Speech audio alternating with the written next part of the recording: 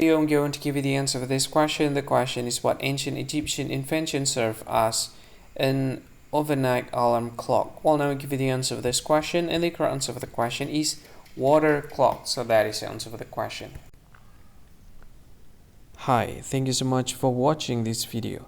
If you find this video is very useful, you can help this channel to grow by subscribing this channel. Please this subscribe button and don't forget to like this video.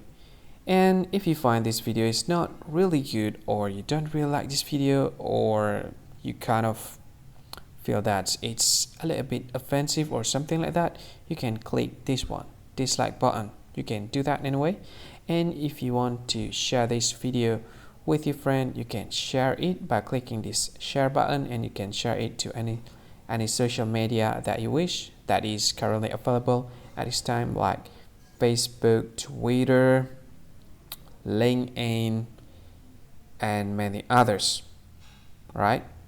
And if you want to add this video to your playlist, you can click this one. You can watch this video later, and you can find more options by clicking these three dots.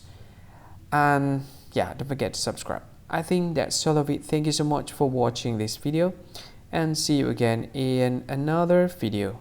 Bye bye. See you again.